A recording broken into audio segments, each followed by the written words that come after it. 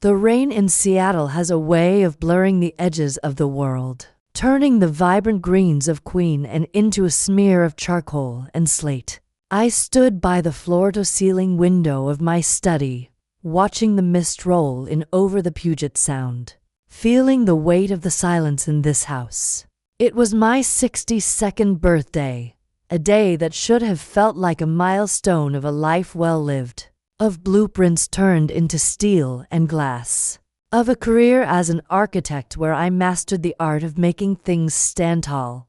But as I touched the cold glass, all I felt was the structural fatigue of my own soul. Arthur has been gone for 3 years now, and without him, the blueprints of my life seemed to have lost their scale. Then there was the knock on the door. It was Madison, my only daughter, my masterpiece. She walked in with that brisk corporate energy that always made me feel a little bit like an outdated model. Behind her was Julian, her husband, with that polished, silver-tongued smile that never quite reached his eyes. They weren't empty-handed. Madison held a box wrapped in silver paper tied with a ribbon the color of a bruise. She kissed my cheek, a fleeting touch of cold skin, and told me, "Happy birthday, Mom." She said they had found something special, something that suited the woman I used to be.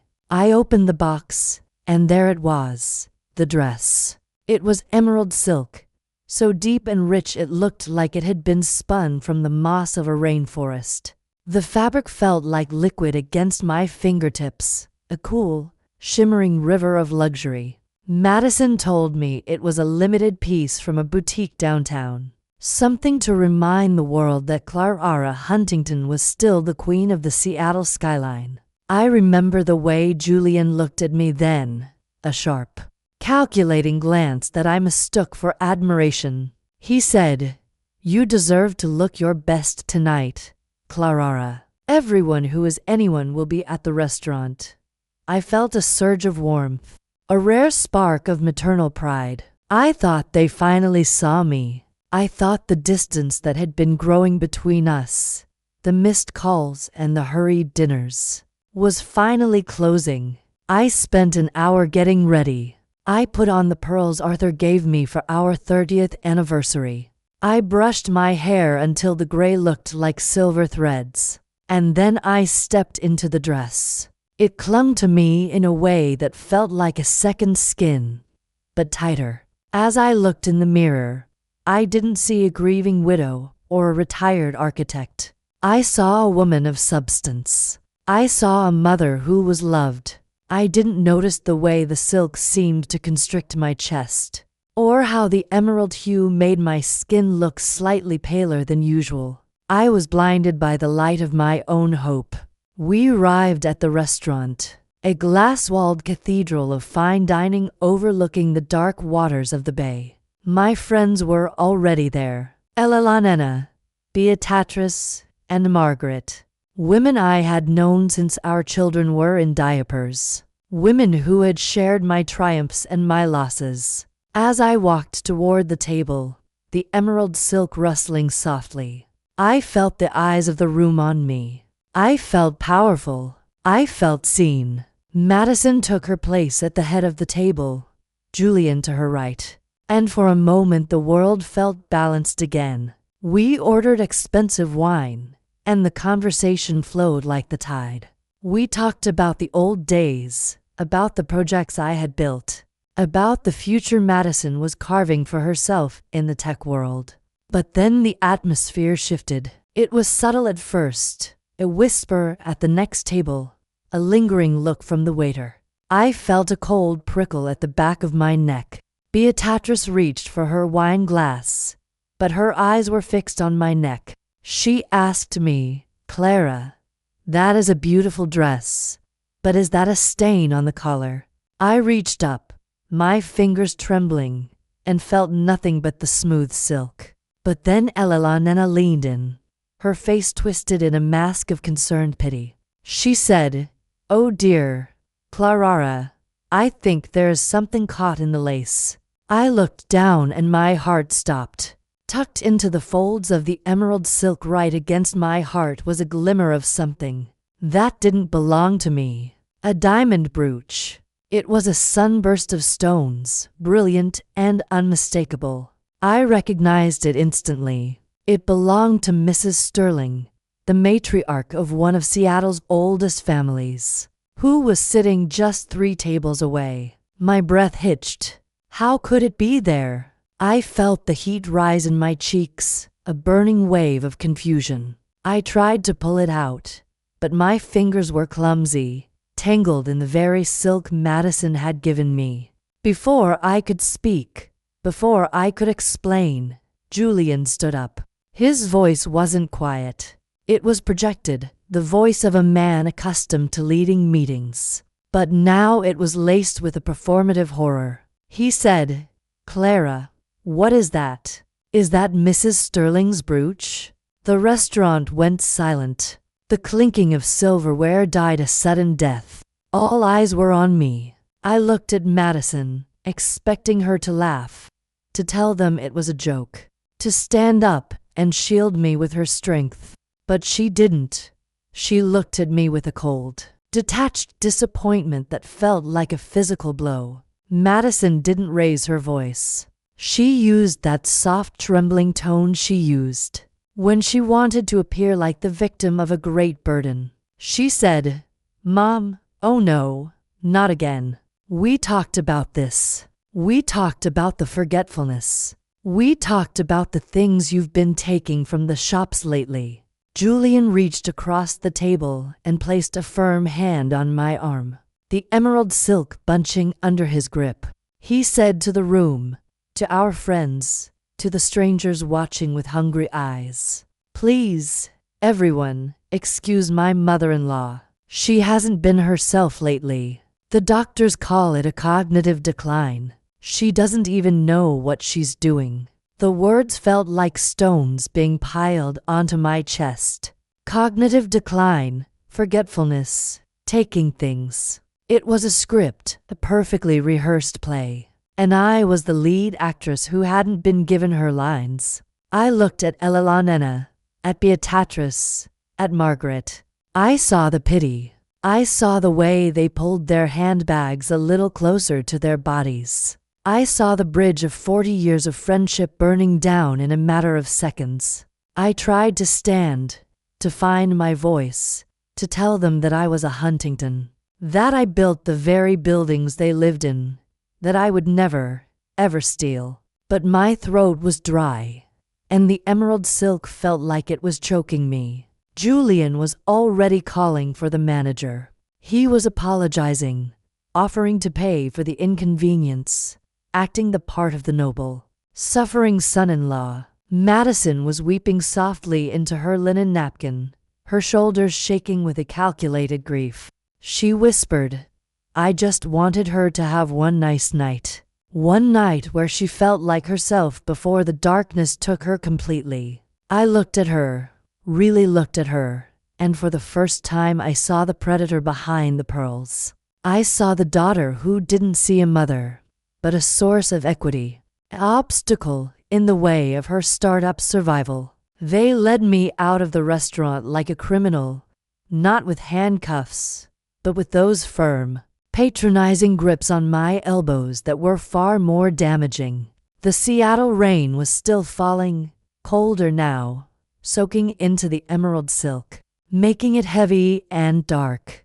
I stood on the sidewalk, the neon lights of the city blurring into streaks of red and blue, and I felt the ground disappear. I wasn't just Clara Huntington anymore. I was the old woman who stole. I was the mother who had lost her mind.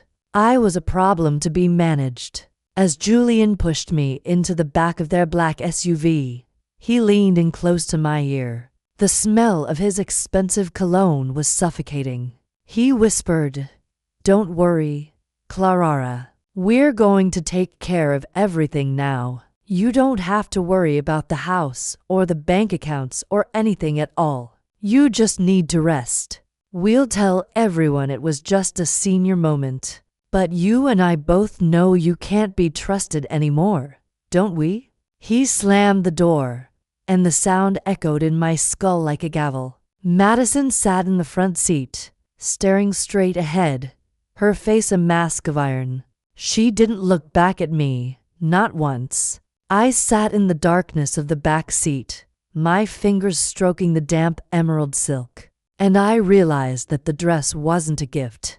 It was a shroud. It was designed to make me stand out, to make the brooch visible, to provide the perfect stage for my public execution. My own daughter had invited my friends to watch her bury me alive.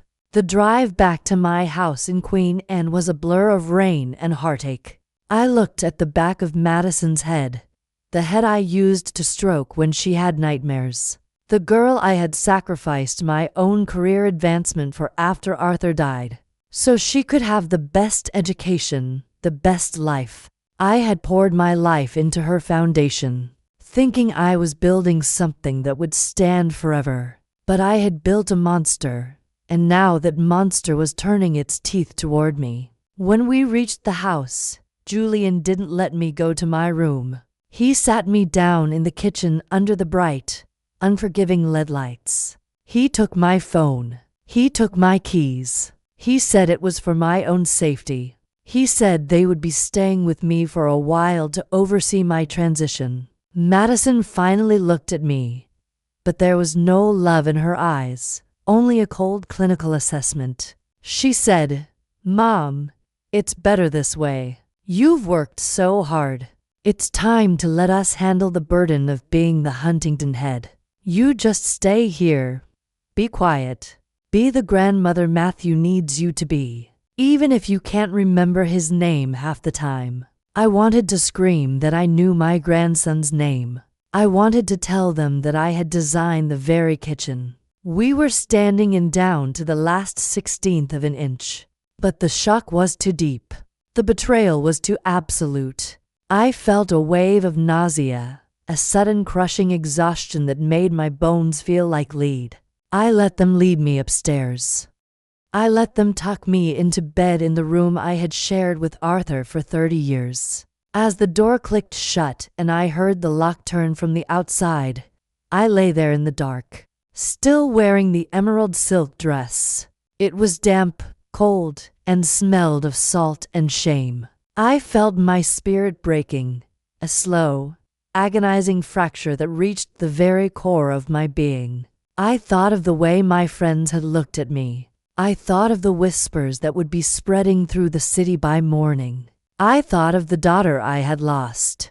I curled into a ball, my breath coming in short, ragged gasps. I was 62 years old and I was alone, truly alone. The structure of my life had collapsed and I was trapped under the rubble of my own love. I didn't want to fight.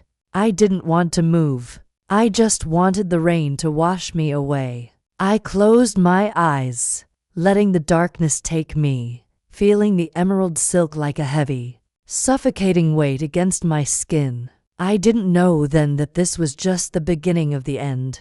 I didn't know that the woman who went to sleep that night was the last version of the Clara, who believed in family. But as the shadows of the room closed in, I felt the first seeds of a different kind of silence taking root in my heart. A cold, hard silence, the silence of the blueprints that had been burned, leaving only the iron will of the architect beneath. I woke up hours later, or perhaps it was days. The time had become a fluid, terrifying thing. The room was gray with the light of another overcast Seattle morning. My body felt stiff, as if I had turned to stone in my sleep. I looked down at my hands. They were pale, the veins showing through like blue rivers of G on a map I no longer understood. The emerald silk was wrinkled now, a ruined thing, a reminder of the night my world ended. I tried to sit up, but the weight of the humiliation felt like an actual physical force pressing down on my shoulders. I could hear voices downstairs, muffled, professional. Julian was talking to someone.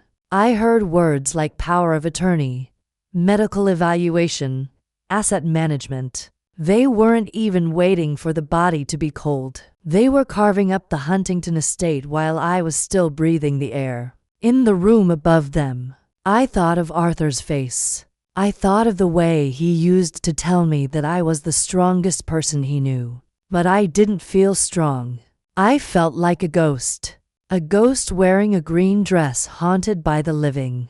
I reached for the water glass on my nightstand, but my hand shook so violently that the glass shattered against the hardwood floor. The sound was like a gunshot.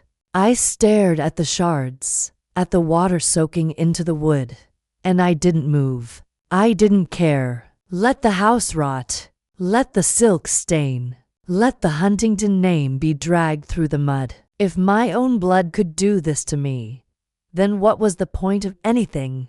I sank back into the pillows, the tears finally coming, hot and bitter, washing away the last remnants of the woman who thought she was a queen. I was Clara Huntington, the architect who built a life on a foundation of lies. And now I was finally seeing the cracks for what they really were. The emerald silk felt like a snake coiling around me, and in the silence of my room, I realized that the only thing more dangerous than an enemy you know is a daughter you thought you loved. The perfume of the night before, a scent Madison had chosen for me, still lingered on the fabric. It was jasmine and sandalwood, but now it smelled like rot. It smelled like the end of the world. I lay there listening to the rain tap against the window, a relentless rhythmic accusation. I was 62 and I was broken. The architect had failed. The structure was down. And as the darkness of depression began to pull me into its deep, suffocating embrace, I wondered if I would ever have the strength to look at a blueprint again. I didn't know how I was going to survive the next hour, let alone the rest of my life. The shame was a living thing, eating me from the inside out. Every time I closed my eyes, I saw Mrs. Sterling's shocked face. I heard Madison's trembling false voice. I felt the emerald silk. I was trapped in a nightmare of my own making, a victim of my own capacity for trust. And as I drifted back into a fitful, trauma-filled sleep, I realized that the hardest thing about betrayal isn't the act itself. It's the realization that the person you would have died for is the person who held the knife. Part 1 ended not with a bang, but with the quiet, devastating sound of a heart finally giving up. The silence of the house had a physical weight to it, a heavy, suffocating blanket that seemed to absorb every sound of my existence. I sat in the armchair by the window in my bedroom, the same place I had watched the sunrise with Arthur for decades. But now the view was obscured by the heavy velvet curtains Madison had installed while I slept. She said the light was too harsh for my delicate state. She said the doctors recommended a sensory-neutral environment to help stabilize my wandering mind. But I knew the truth. They weren't protecting my eyes. They were erasing the world. I was still wearing the emerald silk dress on that first day. Or maybe it was the second. Time had become a thick gray slurry oozing past without markers.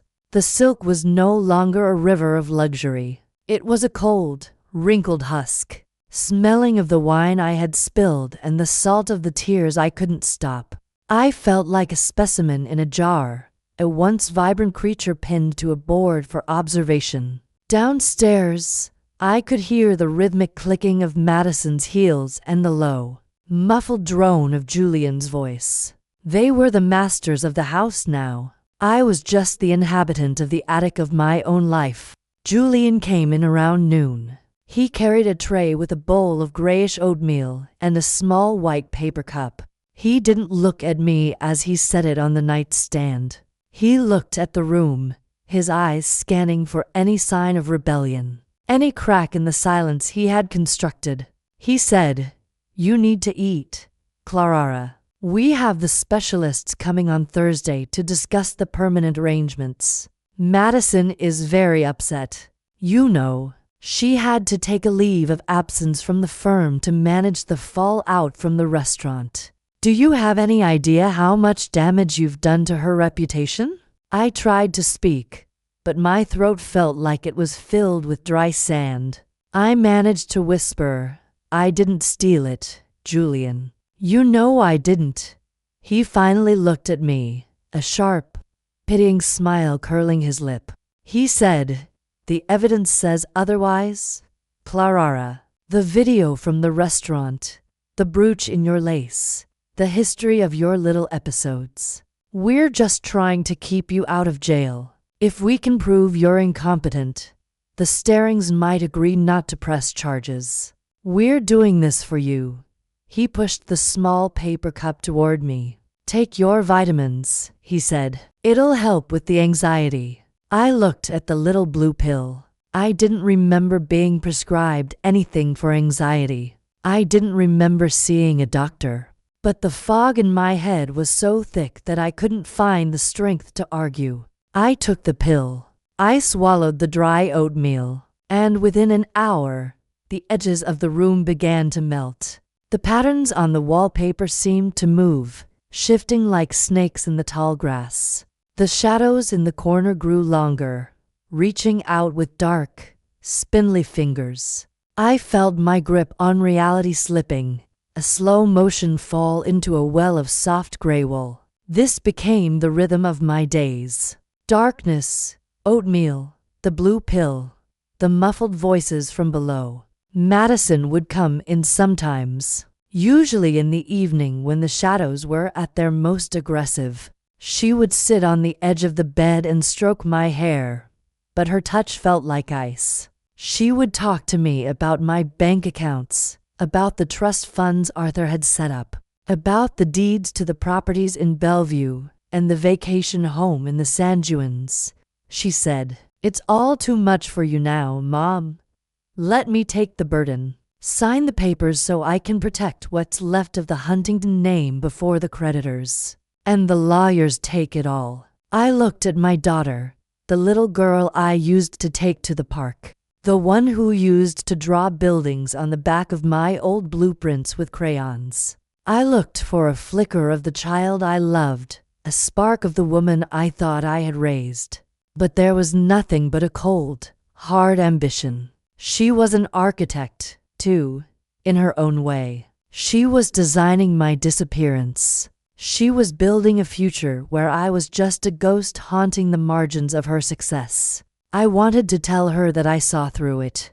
I wanted to scream that Julian was the one who put the brooch in my dress. I remembered a moment, a split second in the restaurant before the wine was poured, when he had leaned over to adjust my collar. His hand had lingered just a beat too long against my chest. But when I tried to form the words, they came out as a jumbled mess. My tongue felt heavy, and the blue pill made the air feel like water. I would stammer, and Madison would sigh. That performative, exhausted sigh that signaled her saintly patience. She would say, "See, you're confused again. You're making up stories. It's the decline, Mom. It's part of the process. Just sign the papers and go back to sleep. Everything will be fine." I began to live in the past because the present was too painful to inhabit. I remembered the day Arthur died. It was a rainy Tuesday, much like every other day in this city. He had been in the garden planting the winter kale, and he just stopped. I found him there, his face pressed against the dark earth, his hand still clutching a trowel. The grief had been a structural failure, a collapse of the central support of my life. Madison had been so supportive then. She had moved in. She had handled the funeral. She had helped me navigate the maze of probate. I thought it was love. Now, through the fog of the blue pills and the velvet curtains, I realized it was an acquisition. She had been surveying the land, waiting for the right moment to build her own empire on the ruins of mine. The depression was a physical ache. It felt like my blood had been replaced with lead. I stopped bathing. I stopped looking in the mirror. What was the point? The woman in the mirror was a thief, a mad woman, a burden.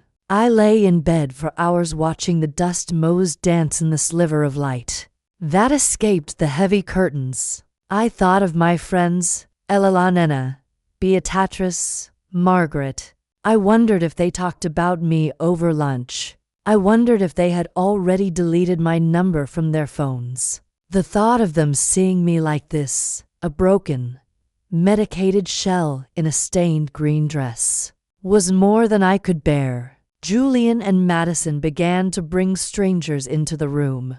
Men in suits with clipboards, women with stethoscopes and cold clinical eyes. They would ask me questions I couldn't answer. What is the date, Clara? Who is the president? Can you draw a clock for us? I would try. I would really try.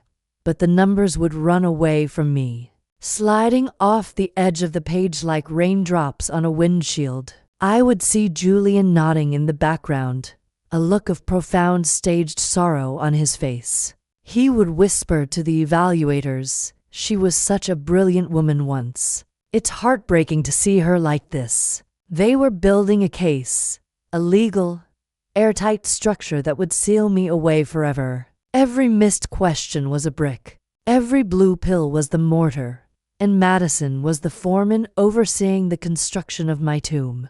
I felt the last of my autonomy being stripped away, like the finish being sanded off an old piece of furniture. I was being prepared for the warehouse. The worst part was the gaslighting. It wasn't just the words. It was the environment. I would leave my glasses on the nightstand and 10 minutes later, they would be on the floor across the room. I would ask for the time and Julian would show me his watch. But the hands would be set to 3 hours earlier than I knew it was. I would hear a baby crying in the hallway, the sound of my grandson, Matthew. But when I opened the door, the hallway would be empty and dark. Madison would say, "Matthew isn't here, Mom. He's at preschool. You must be hearing things." But I knew the smell of his baby shampoo. I knew the sound of his laughter. They were using my love for him as a tool to break my mind. I started to believe them. That was the deepest part of the well. I started to think that maybe I had stolen the brooch. Maybe I had forgotten. Maybe my brain was a house with dry rot, crumbling from the inside out. And Madison and Julian were the only ones brave enough to stay and manage the wreckage. I felt a profound sense of shame, a crushing guilt for being such a burden to my only child. I would apologize to her when she brought me my dinner. I would tell her I was sorry for being so difficult. She would just pat my hand and say, "It's okay, Mom. We're here now. We're in control." I became a ghost in the house I had built. I knew every joist, every beam, every secret corner of this place. I had chosen the marble for the counters and the grain of the oak for the floors. But now the house felt foreign. It felt like it was rejecting me. The walls seemed to vibrate with the tension of the lies being told within them. I spent my nights staring at the ceiling, listening to the rain, feeling the emerald silk of the dress I refused to take off. It was the only thing I had left that was mine, even if it was a symbol of my downfall. It was a part of the night it all went wrong, a piece of the wreckage I clung to as I floated in the dark. I thought of the ocean. The Puget Sound was just a few miles away, cold and deep and indifferent.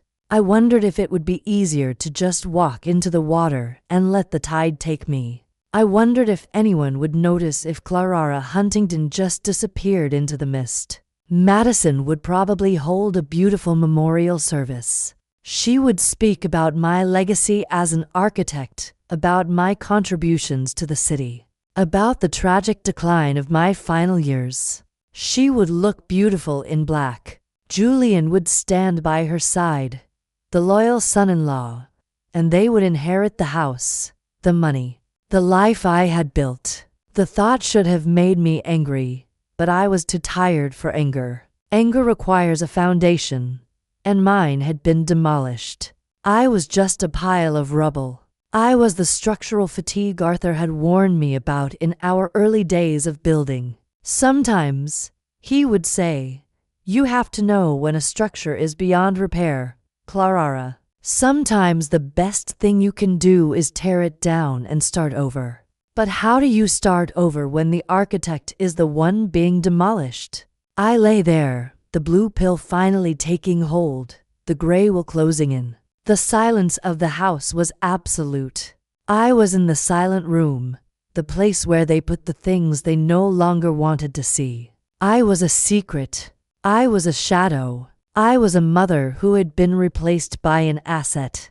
As the darkness took me once again, I felt a single tear roll down my cheek, soaking into the emerald silk. It was a tiny, insignificant drop in an ocean of grief. I was Clara Huntington, and I was finally completely alone.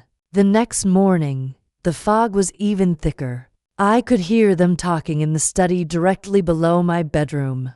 It was my study, the place where my drawing table stood, the place where I had designed the Vance building and the Mercer Library. I heard the rustle of blueprints. I heard Julian say, "We can subdivide the Queen and lot.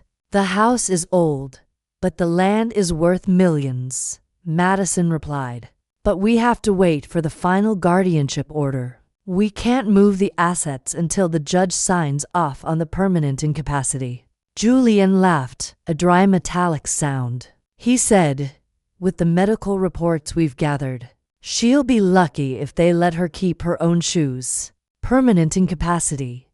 The words echoed in my mind, a death sentence for my soul. They weren't just taking my money. They were taking my identity. They were going to have a court of law declare that I was no longer a person. I was a ward, a thing, a project. I felt a cold shiver of terror, a spark of something that wasn't quite anger, but a primal instinct for survival. It was a tiny flickering flame in the vast, damp darkness of my mind. I sat up in bed, my head spinning. I looked at the shards of the glass on the floor, still there from the night before. They hadn't cleaned it up. They didn't care if I cut my feet. They probably hoped I would. It would be just another sign of my decline, another incident to add to the file. I looked at the door. I knew it was locked. I knew my phone was gone. I knew the world outside was convinced I was a thief and a mad woman. I felt the weight of the emerald silk against my skin. It was dirty now, stained with oatmeal and sweat and tears. It was a ruined thing, much like me. But as I touched the fabric, I felt the diamond brooch again. They had taken it back, of course, that night at the restaurant. But the memory of it was still there. I remembered the way the pins had felt as Julian had adjusted my collar. I remembered the weight of it. I was an architect. I spent my life understanding how things fit together. I understood balance and tension. I understood the way a single point of failure could bring down a whole skyscraper. And in that moment, through the haze of the medication and the crushing weight of the depression, I realized that I was the point of failure in their plan. They needed my signature. They needed my silence. They needed me to stay in the silent room until the lawyers were finished. But as I looked at the gray light filtered through the velvet curtains, a thought began to form. It was a fragile, dangerous thing. It was a blueprint for a rebellion. If I was the architect of my own life, then I had to be the one to decide when the structure was truly beyond repair. I wasn't ready to be demolished. Not yet. The blue pill was starting to lose its grip, and for a fleeting, terrifying second, I saw a crack in the wall they had built around me. It was small, just a sliver of the world outside, but it was enough. "I am Clara Huntington," I whispered to the empty room. The words were weak, barely a breath, but they were the first words I had spoken that weren't an apology. "I am Clara Huntington, and I built this house." The shadows seemed to flinch at the sound of my voice. The silence felt a little less heavy. I didn't have a phone. I didn't have my keys. I didn't have my friends. But I had the iron. Arthur always said I had iron in my blood. And as I lay back down, pretending to be asleep as I heard Julian's footsteps on the stairs, I felt that iron for the first time in months. It was cold. It was hard. And it was starting to burn. The door opened and Julian walked in, the blue pill and the gray oatmeal ready. He smiled that polished, hollow smile. He said, "Time for your vitamins, Clara. It's going to be a long day. We have the lawyers coming over to finalize the paperwork. We need you to be rested." I looked at him and for the first time I didn't see a protector. I saw a target. I saw the flaw in the design. I took the pill. I swallowed the oatmeal. I closed my eyes and let the gray will take me. But this time, I didn't fall. I waited. I waited in the dark, a silent architect in a ruined dress, starting to draw a new set of plans in the silence of my own heart.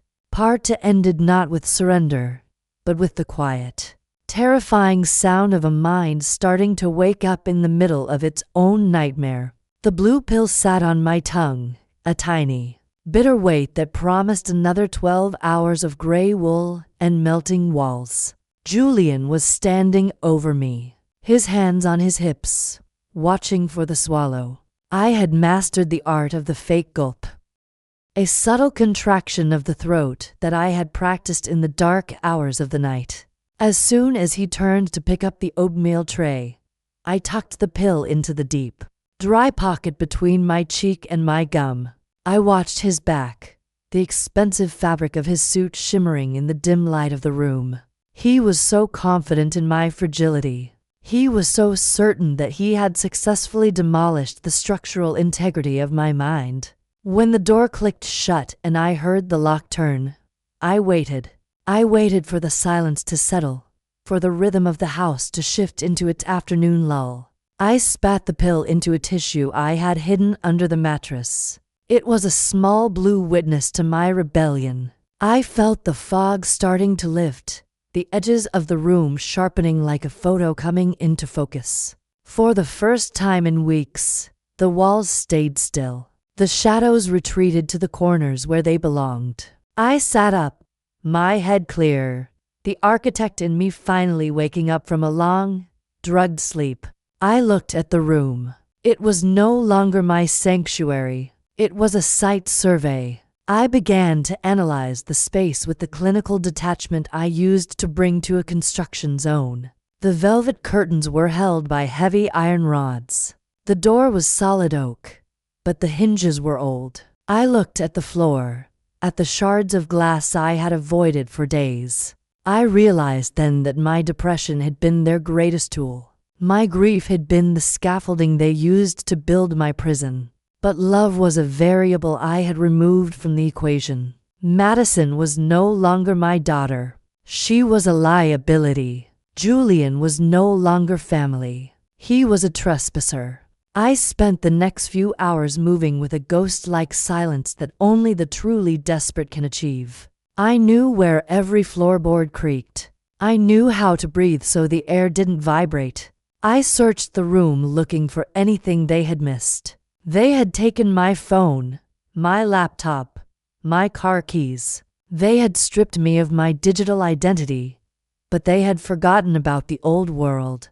In the back of my closet, tucked inside a shoebox filled with Arthur's old letters, was a small silver transistor radio. I turned the dial, the static, a comfort in the silence. I found a local news station. I heard the date. I heard the weather report. I was back in the stream of time. Then I heard them downstairs. The voices were sharper now that my ears weren't muffled by the gray wool. Julian was in the study. My study. I heard the sound of a drawer being forced open. I heard him say, "The offshore accounts are tied to her biometric data. We need her signature on the physical transfer forms before the end of the month." Madison's voice was tired, edged with a frantic energy I hadn't heard before. She said, "The investors are pulling out, Julian. The startup is a black hole. If we don't get the Huntington liquid assets by Friday, the board will call for a full audit. We'll lose the house, the firm, everything. Julian's voice was cold. We won't lose anything, Maddie. She's already halfway to the warehouse. We just need to keep her sedated for the final evaluation. The judge likes a tidy case. A senile old woman who can't remember her own name is a very tidy case. Just stay the course. The betrayal didn't hurt this time. It felt like a cold wind blowing through a hollow building. I realized that Madison's tech firm, the one I had been so proud of, was a house of cards. She hadn't been building a future. She had been burning through a legacy. And Julian was the one holding the torch. They didn't hate me. They were just pragmatic. They were using the resources available to them, and I was the largest resource they had.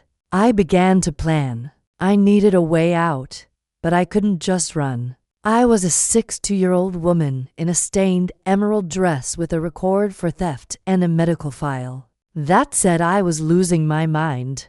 If I walked out the front door, they would have me back in handcuffs within an hour. I needed to be more than a victim. I needed to be an architect. I needed to build a case that was stronger than their lies. I spent the next 3 days pretending to be worse than I was. I would stammer more. I would let the oatmeal dribble down my chin. I would stare at the wall for hours when Madison came in. I watched her look at me with a mixture of guilt and relief. She wanted me to be gone so she didn't have to look at what she was doing. I gave her what she wanted. I gave her the ghost. But underneath the facade, I was working. I waited for the night. Julian stayed late at the office. I heard the front door close, the sound of his car fading into the Seattle rain. Madison was in the kitchen, the smell of burnt coffee drifting up the stairs. I knew the lock on my door. It was a simple deadbolt Arthur had installed years ago for privacy. I had a small metal nail file hidden in my jewelry box. I spent 2 hours working the mechanism, my fingers bleeding, my heart hammering against my ribs. When the bolt finally clicked back, the sound was like a symphony. I slipped out of the room, my bare feet silent on the oak floors. I didn't go for the front door. I went for the study. I needed evidence. I needed the blueprints of their betrayal. The room was a mess. My architectural drawings were scattered on the floor, some with coffee rings on them. My desk was covered in Julian's financial statements. I found a folder marked Huntington Estate.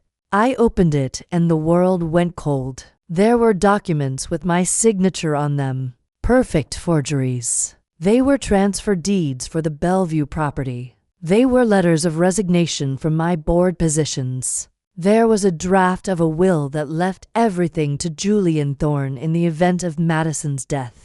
He wasn't just planning to take my money. He was planning to take hers, too. He was the parasite that was eating the whole family. I found something else. A small black device tucked behind the books on the shelf. A listening device. They had been monitoring my room, my phone calls, my life. Every word I had spoken in my grief had been recorded and used to build the narrative of my decline. I felt a surge of cold, pragmatic fury. They had used my own house against me. I needed to contact someone outside their circle of influence. I thought of my friends, but I knew the bridge was burned. I thought of the police, but Julian had the medical reports. Then I remembered Marcus Vance.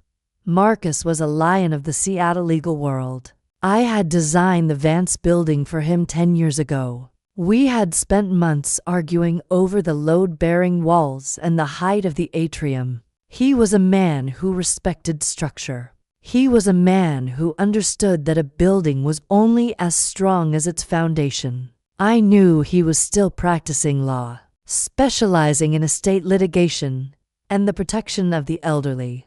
He was the only person who might look at the blueprints and see the flaws. I found his old business card in the back of my desk drawer. I didn't have a phone, but I remembered the house's old landline in the basement. I had designed a small hidden nook under the stairs for the server rack and the backup lines. Julian wouldn't think to look there. He was a man of the digital age. He wouldn't understand the power of a hardwired connection. I crawled into the basement, the air smelling of damp earth and old memories. I found the phone. My fingers were shaking so hard I could barely dial. I waited, the dial tone a thin golden thread to the world outside. When the receptionist answered, I used my most professional voice, the one I used when I was managing a $100 million project. I said, "This is Clara Huntington. I need to speak with Marcus Vance immediately. It is a matter of structural integrity." I had to wait. The silence of the basement felt like it was closing in on me. I heard Madison moving in the kitchen above my head. I heard the rain starting to pick up again. Then Marcus's voice came on the line. It was deep, growly, and familiar. He said, "Clara, is that really you? I heard you were unwell." I took a deep breath. "Marcus, listen to me. I am being demolished. I need an architect who understands the law. I am being sedated and gaslighted by Julian Thorne and my daughter. They have forged my signatures. They have a listening device in my room. I have the documents in my hand. I am not losing my mind, Marcus. I am losing my life." There was a long silence on the other end. I felt the sweat dripping down my back. Then he said, "Where are you?" I told him I was in the house. I told him they were keeping me locked in. He said, "Clara, I need you to be very careful. If Julian is as desperate as you say, he won't stop at gaslighting. I'm going to send a courier to the side gate of your property at midnight. He'll be wearing a yellow raincoat. You need to give him copies of everything you found. Don't try to leave. Not yet. We need the evidence to be airtight before we move." I hung up, the silver of hope finally starting to shine through the gray wool. I spent the next hour at the old copier in the basement, my heart in my throat with every flash of the light. I made copies of the forgeries, the financial statements, the draft of the new will. I tucked the originals back into the folder exactly as I had found them. I was the architect again.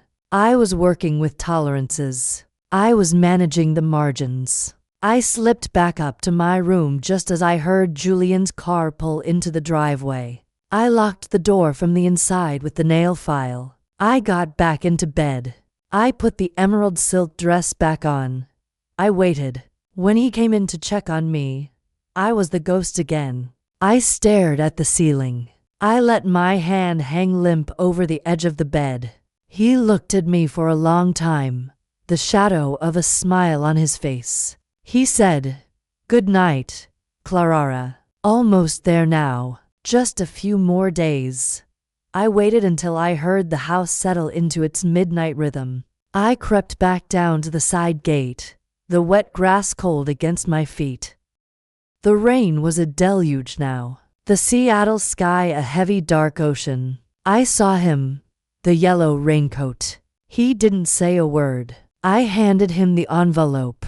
He nodded once and disappeared into the mist.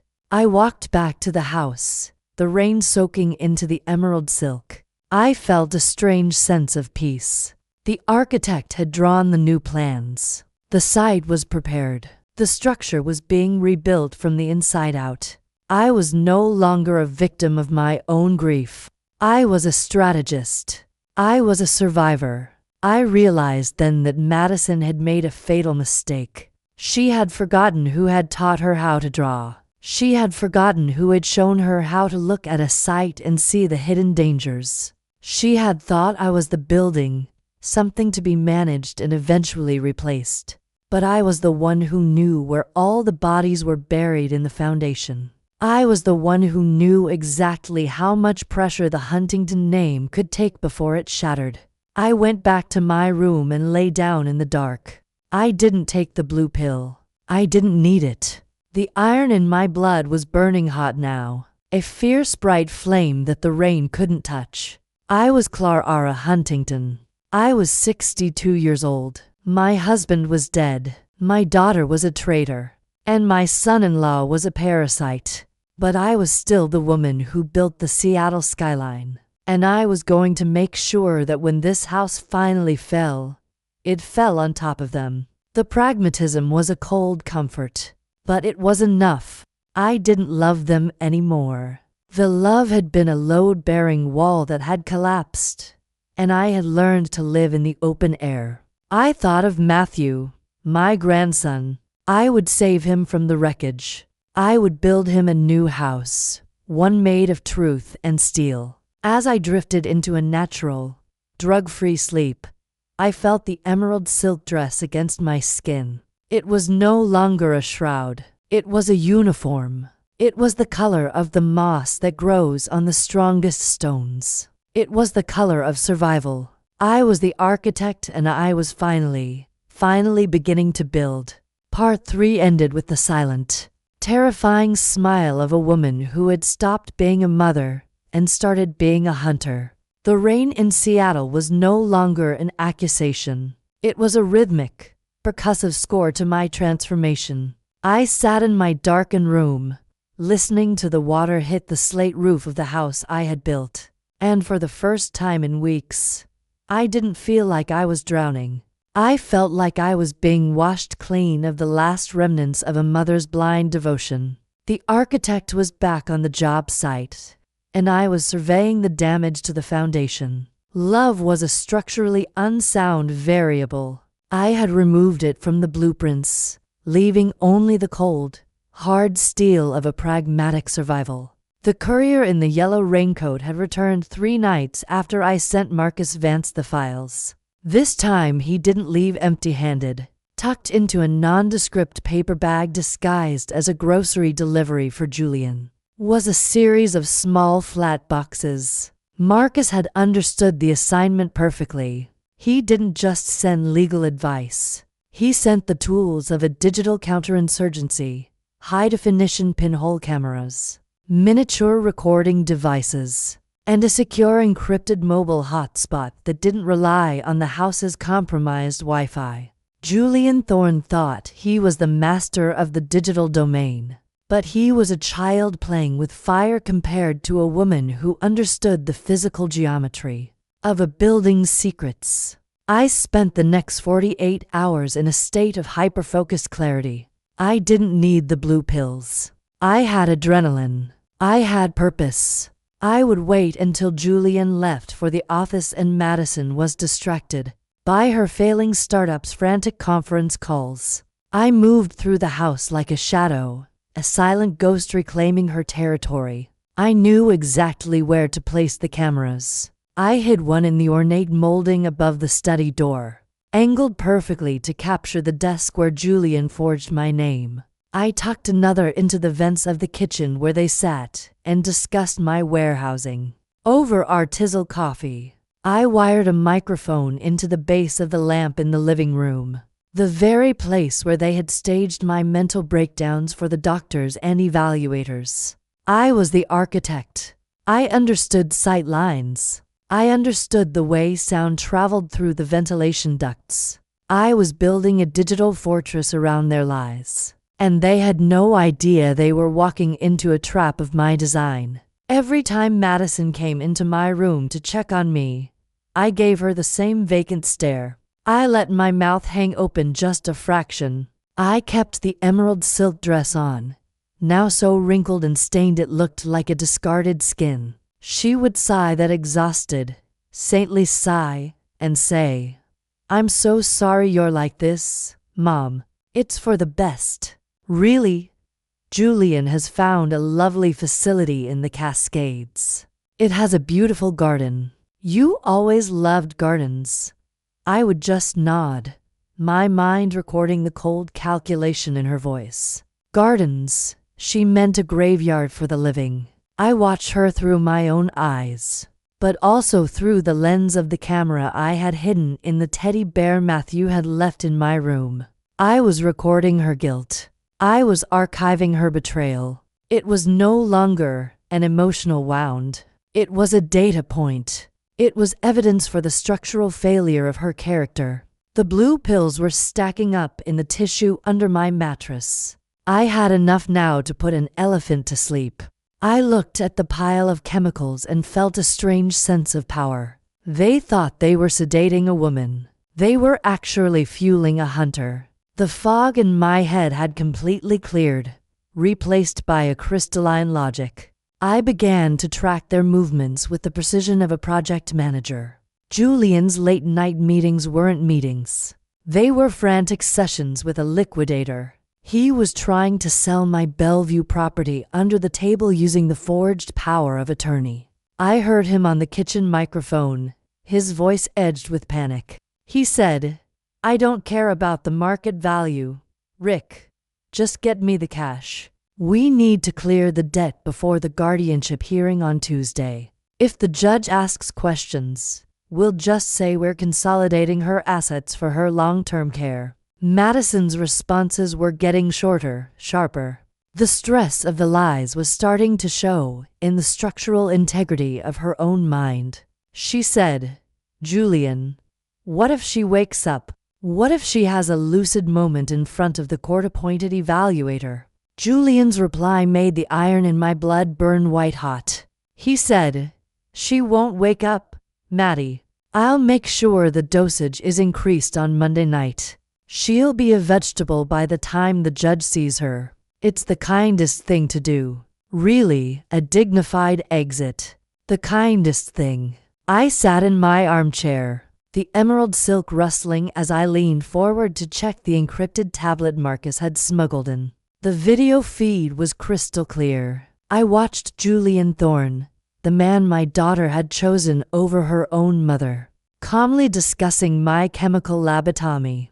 I felt a surge of cold, pragmatic satisfaction. I had it. I had the intent. I had the conspiracy. I had the blueprints for their destruction. I contacted Marcus through the landline in the basement at midnight. I said, "Marcus, the load-bearing walls are starting to buckle. I have the recordings," he said. "Clara, it's enough. We have more than enough. I've filed an emergency motion to stay the guardianship hearing. I've also filed a criminal complaint for elder abuse, fraud, and attempted murder. The judge is a friend of Arthur's. He saw the files I sent him tonight." He was shaken. I felt a thin, sharp smile touch my lips. Shaken. Good. I wanted them to feel the ground shake beneath them. I said, "What happens next?" Marcus told me the plan.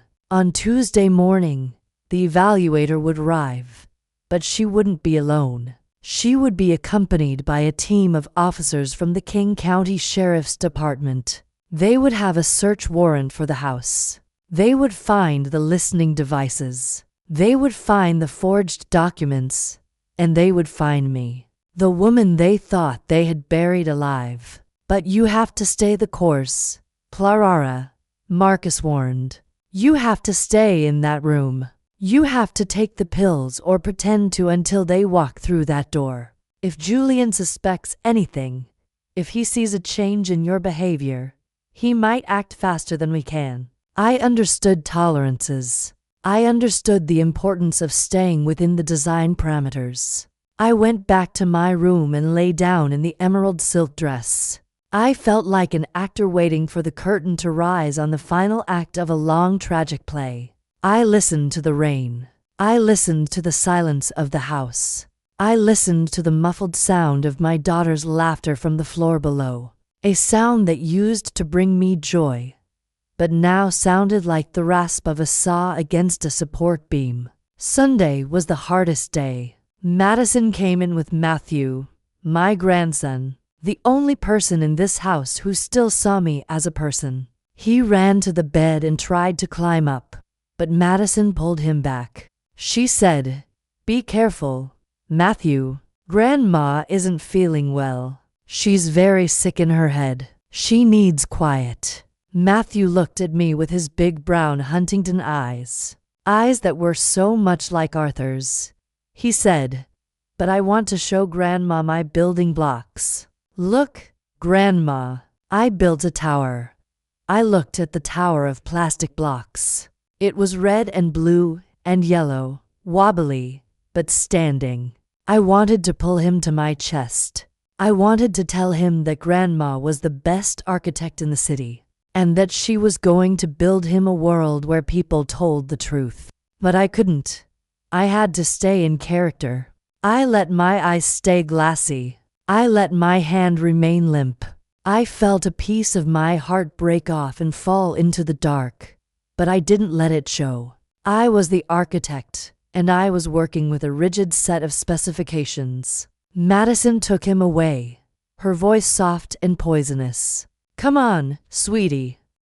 Grandma needs to rest. We're going to find her a nice place with a big playground for you to visit." She didn't see the camera in the teddy bear's eye recording her every word. She didn't see the woman beneath the emerald silk counting the seconds until Tuesday morning. Monday night was the final test. Julian came in with the oatmeal and the blue cup. This time there were 3 pills. He didn't look at me. He was humming a low, tuneless song. He said, "Last night in the old house, Clara. Big day tomorrow. We're moving you to the retreat in the morning. It's got a view of the mountains. You'll love it. Just take these and get a good night's sleep." I took the cup. I tucked the pills into my cheek.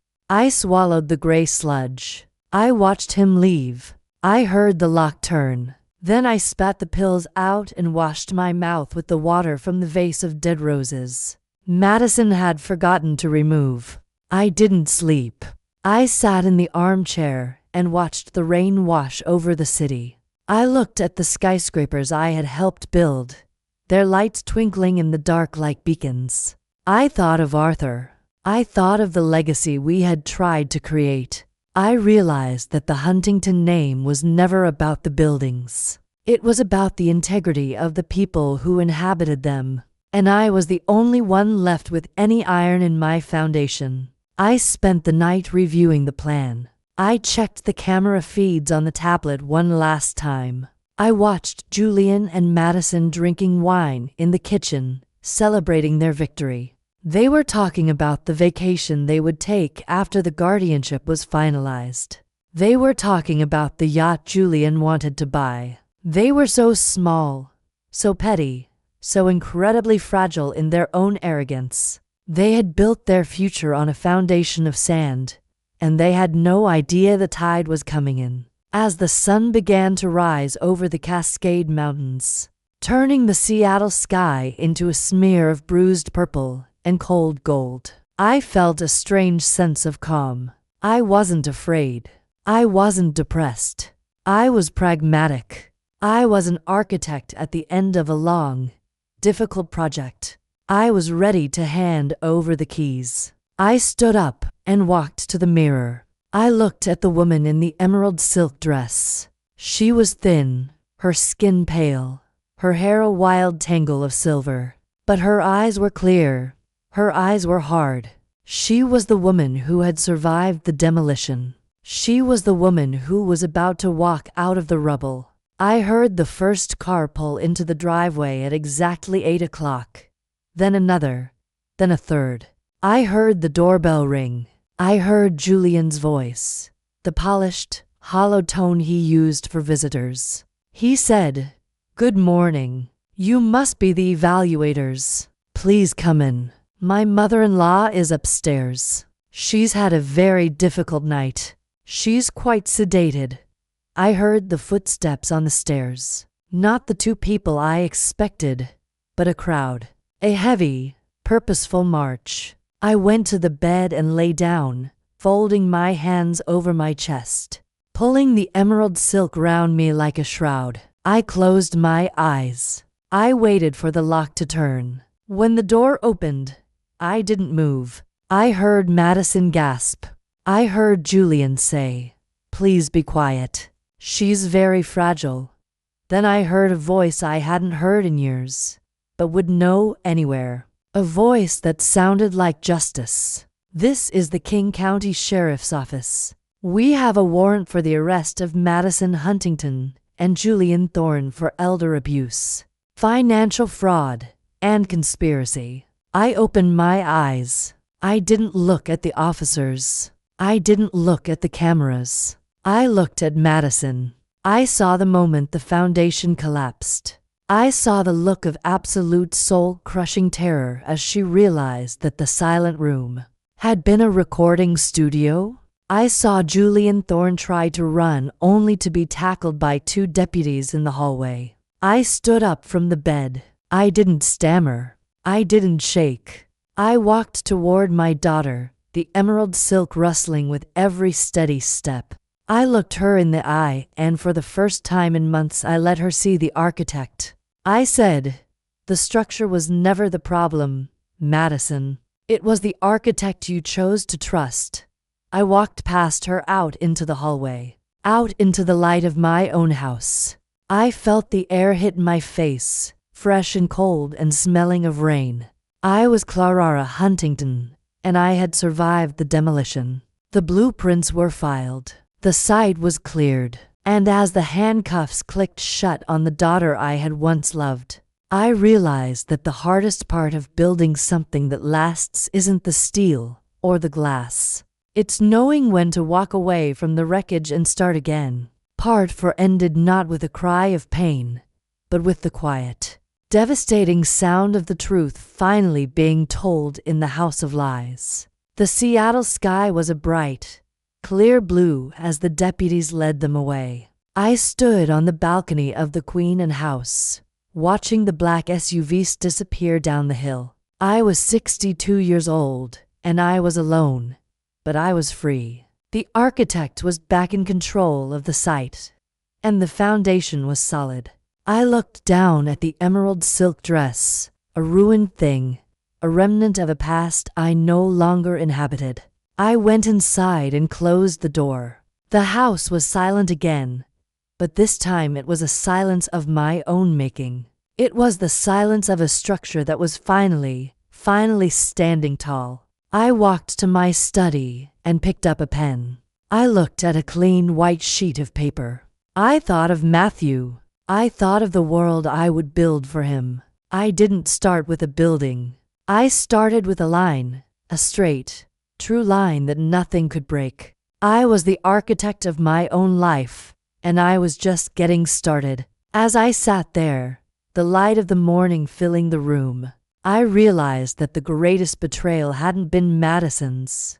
It had been my own. I had betrayed myself by believing that my value was tied to being a mother, a wife, a legacy. But as I watched the dust motes dance in the light, I knew better. I was Clara Huntington.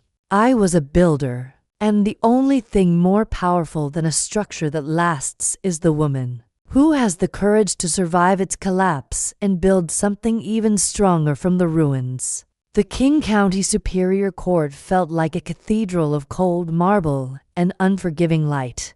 I stood in the hallway, the air smelling of floor wax, and the nervous sweat of people whose lives were about to be dismantled by a gavel. I was wearing the emerald silk dress again. I had spent hours cleaning it, steaming out the wrinkles of my despair, and having it tailored to fit the woman I had become in the dark. It was no longer a gift from a daughter or a shroud for a victim. It was my armor. It was the color of a forest after a fire, vibrant and resilient.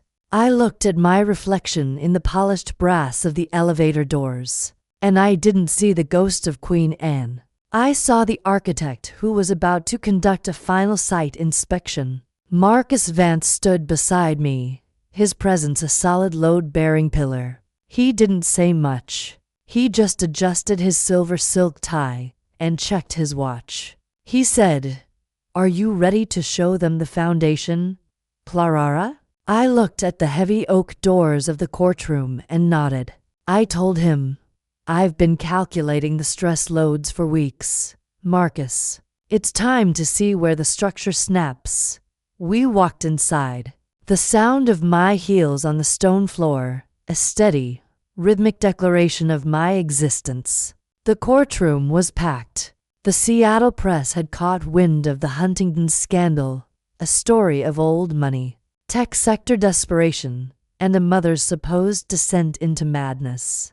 I saw the cameras flash, a strobe light of public judgment. I saw Elena and Beatrice in the third row, their faces pale, their eyes darting away from mine. They were part of the audience for my execution, and now they were witnesses to my resurrection. Madison and Julian were already seated at the defense table. They looked different. The black SUVs and the firm grips of the deputies from Part 4 had stripped away their corporate polish. Julian's expensive suit was rumpled, his hair a mess of frantic fingers. Madison looked small, her face a mask of calculated grief that was starting to crack under the pressure of the reality she had designed. She looked at me, and for a split second I saw the little girl who used to be afraid of the dark. But then the iron in my blood reminded me that she was the one who had turned out the lights.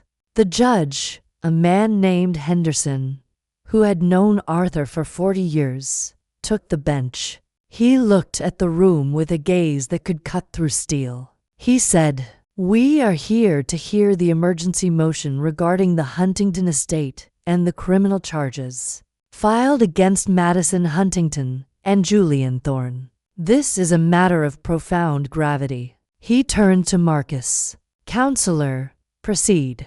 Marcus stood up, his voice a low, dangerous rumble. He didn't start with the money. He started with the architecture of a betrayal. He spoke about the way Julian Thorne had surveyed my life like a piece of distressed property.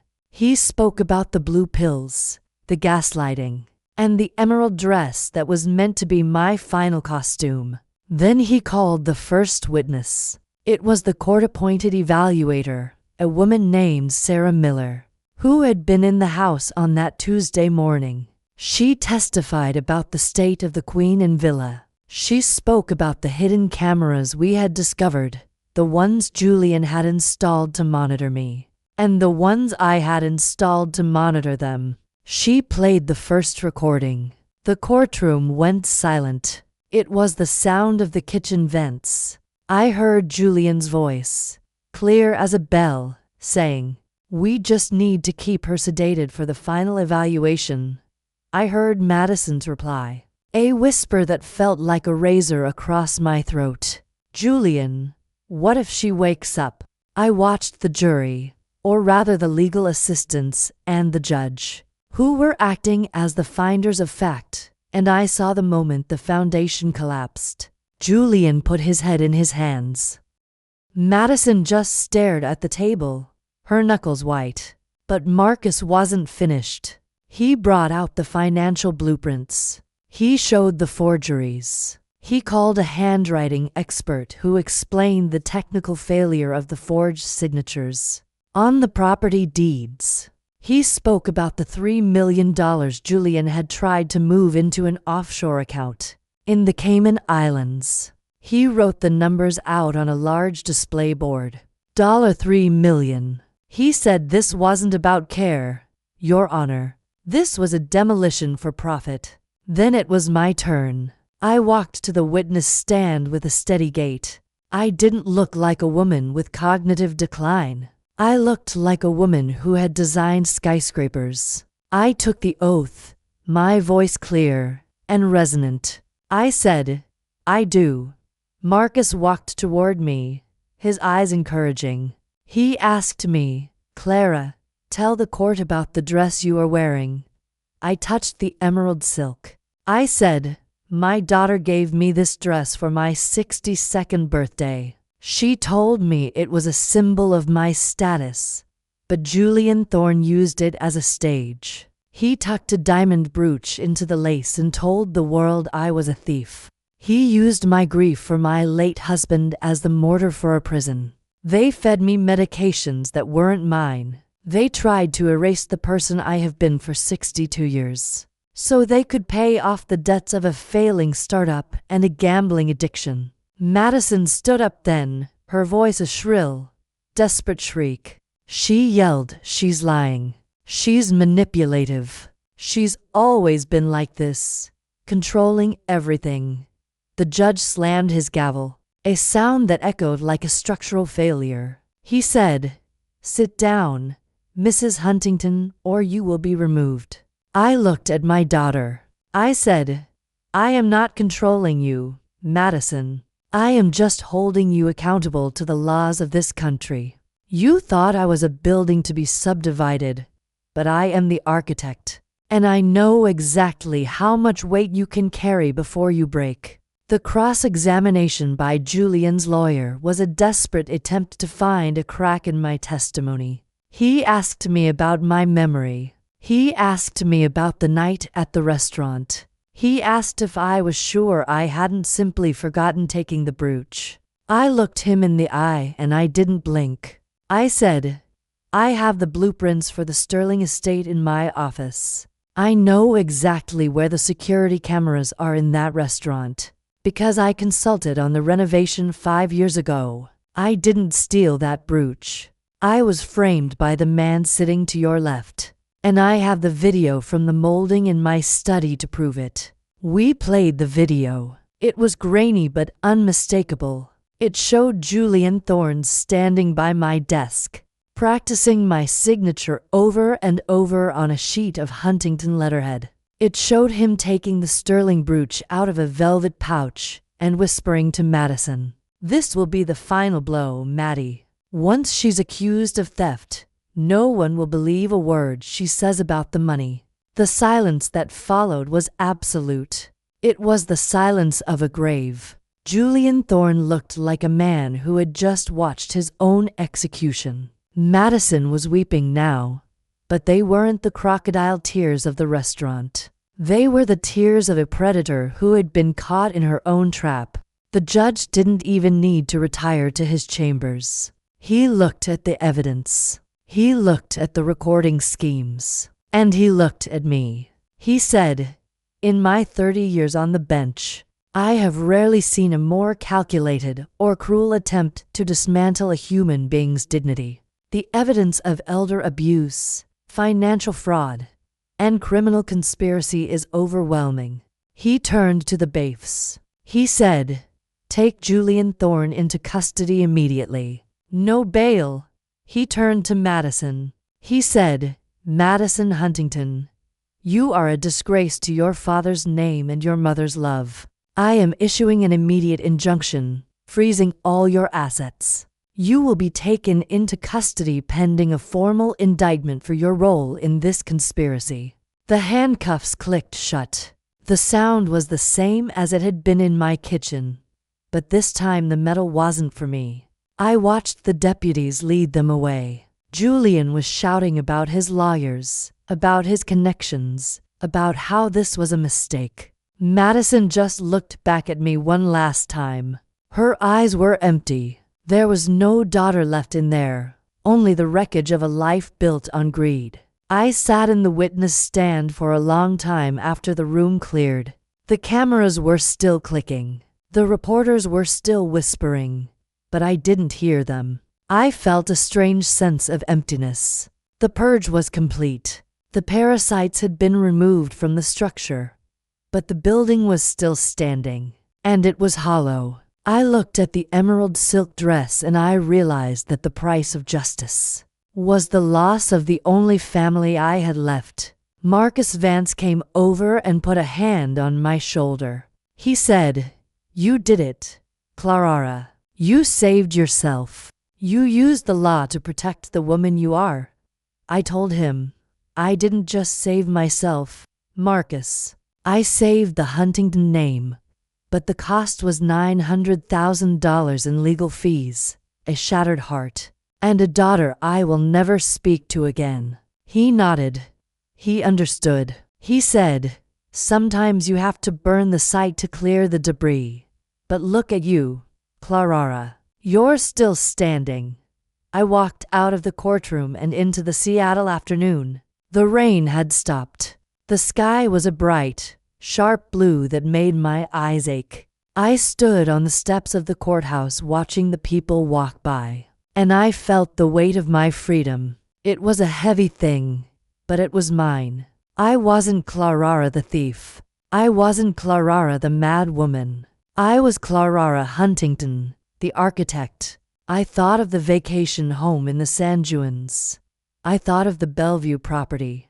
I thought of the money they hadn't been able to steal. It was all there. Millions of dollars, a fortune built on steel and glass. But as I looked at the city skyline, I realized that none of it mattered if I didn't have a foundation of peace. I went to a small cafe near the market. I ordered a coffee and sat by the window. I watched the ferries cross the bay, their wakes like white scars on the dark water. I thought of Matthew, my grandson. I would find a way to be in his life, away from the poison of his father and the ambition of his mother. I would build him a world where a birthday gift was just a gift, not a weapon. The purge had been clinical. It had been necessary. It had been American in its efficiency and its reliance on the truth of the record. I had used the very tools they tried to use against me, technology, law, and social status, to dismantle them. I had been the more efficient architect. But as the sun began to set, casting long golden shadows across the street, I felt the first real sting of the trauma. The adrenaline was fading, leaving only the cold reality of what had happened. My daughter had tried to kill my mind. My son-in-law had tried to steal my life. I had won the war, but the battlefield was my own soul. I touched the emerald silk of my sleeve. It was a beautiful fabric. It was strong. It was resilient, just like me. I realized then that I didn't need to be a queen, or a legacy, or a mother to be valuable. I just needed to be the woman who knew how to build things that lasted. I was the architect of my own recovery. I paid for my coffee and walked back to my car. I drove toward Queen Anne, toward the house I had built with Arthur. I knew I wouldn't stay there. The house was too full of ghosts, too full of the echoes of Madison's false laughter and Julian's cold calculations. I would sell it. I would subdivide the lot myself. I would use the money to build something new, something small, something solid, something that was just for me. The architect was ready for a new project. The site was cleared. The demolition was over. And as I watched the lights of the city flicker on, I knew that the next structure I built would be the most important one of all. It wouldn't be made of steel or glass. It would be made of boundaries, of law, and of the quiet, unbreakable strength of a woman who had learned to love herself more than the people who tried to destroy her. Part 5 ended not with a celebration, but with the quiet, determined breath of a survivor who was finally truly in charge of the blueprints. The night air was crisp, the scent of the ocean mingling with the smell of wet asphalt. I felt a surge of autonomy that was almost intoxicating. I was 62 years old, and for the first time in my life, I didn't belong to anyone but myself. Not to my husband's memory, not to my daughter's needs, not to the city's expectations. I was Clara Huntington, and I was free. The emerald silk rustled as I stepped into my car, a final shimmering note in a symphony of survival. The purge was over. The building was standing, and the architect was finally going home. The morning mist over the Puget Sound was different today. It didn't feel like a shroud or a cold hand pressing against my lungs. It felt like a clean slate. I stood on the balcony of my new apartment in West Seattle, a space of glass and industrial steel that smelled of fresh paint and possibility. I had sold the Queen and house. I had sold the ghosts and the echoes of a daughter's betrayal for $7,500,000. I didn't haggle over the price. I didn't care about the profit margins. I just wanted the site cleared. I wanted the ground where Julian Thorne and Madison Huntington had tried to bury me to belong to someone else. The architect had moved on to a new project, and this time I was the only client who mattered. The legal fallout had been as clinical and efficient as a demolition crew. Marcus Vance had handled the final signatures with the grace of a man who understood that justice is a form of structural reinforcement. Madison was serving a sentence of 10 years in a state facility. Julian had been given 15.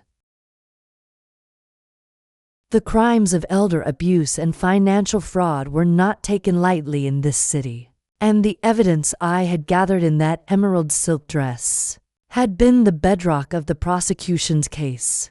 I had watched them being led away in the previous part, and I hadn't looked back, not even once. The iron in my blood had cooled into a steady, unbreakable resolve. I was no longer a victim seeking comfort. I was a survivor who had reclaimed her autonomy through the very laws they had tried to circumvent. I sat at my new walnut desk, looking at the bank statements. The Huntington estate was intact. The $900,000 in legal fees were a small price to pay for the return of my life. I had established the Matthew Huntington Trust, a fund of $2 million that would ensure my grandson had every opportunity in the world, provided he stayed away from the poison of his father's legacy.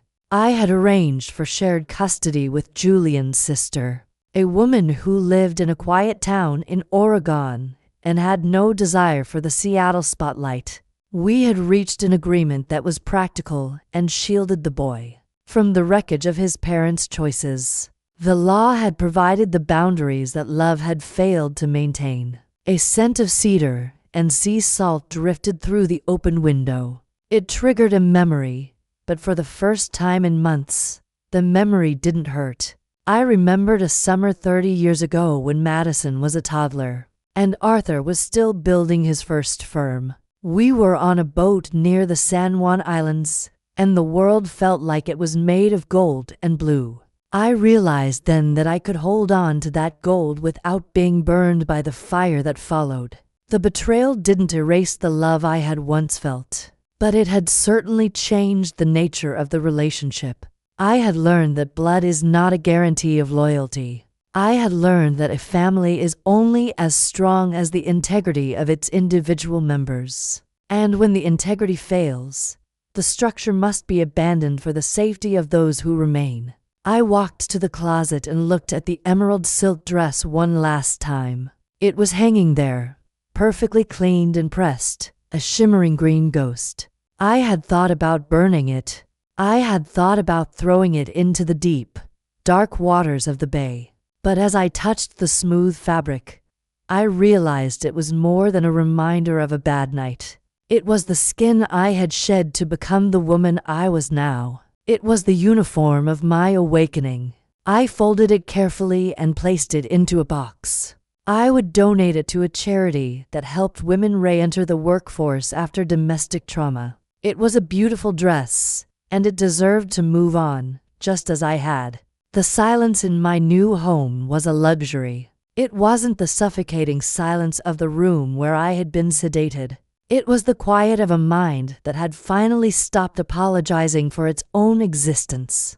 I spent my afternoons at the Seattle Public Library, the very building I had helped design decades ago. I sat in the atrium and watched the light move across the geometry of the walls. I saw the people using the space I had created, and I felt a profound sense of purpose. My legacy wasn't Madison Huntington. My legacy was the steel and stone that gave people a place to learn and grow. I was a builder, and I was still building. I had reconnected with Beatrice and Elalana, but the bridge was different now. We met for lunch at a small bistro far away from the restaurant of that fateful night. They apologized, their voices full of the shame of having believed the lies of a younger generation. I accepted their apologies with a polite, pragmatic distance. I understood that they were human, and that Julian's performance had been masterful. But the intimacy we once shared was gone, replaced by the cautious respect one gives to a survivor. I didn't need them to be my world anymore. I had found my own center of gravity. One evening, a letter arrived from the prison. It was from Madison. I looked at the envelope for a long time. The familiar handwriting, a sharp prick against my skin. I didn't open it. I knew what it would contain. It would be a mixture of blame, desperation, and the hollow promises of a predator who had run out of prey. I walked to the kitchen and dropped the letter into the shredder. The sound of the blades was a final mechanical closure. I didn't owe her my attention. I didn't owe her my forgiveness. I had given her a life and she had tried to take mine. The account was closed. I felt a surge of energy, a lightness in my step that I hadn't felt since Arthur died. I began to work on a new project, a pro bono design for a shelter for elderly victims of abuse. I spent my nights at my drawing table, the blueprints of a new sanctuary taking shape under my hands. I used everything I had learned about security, sight lines, and the need for hidden strength. I was building a fortress for those who had been told they were invisible. I was using my pain as the raw material for someone else's safety. It was the most important work of my life. I thought of the woman I had been in part 2, the broken ghost who stared at velvet curtains and waited for a blue pill. That woman was dead. She had been demolished to make room for the structure that was standing now. I realized that the U-shaped journey of my soul had brought me back to the surface. But I was not the same Clara. I was stronger. I was sharper. I was entirely my own person. The trauma had been a fire that burned away the soft wood, leaving only the tempered steel. The rain started to fall again, a soft Seattle drizzle that blurred the lights of the city. I stood by the window and watched the ferries cross the water.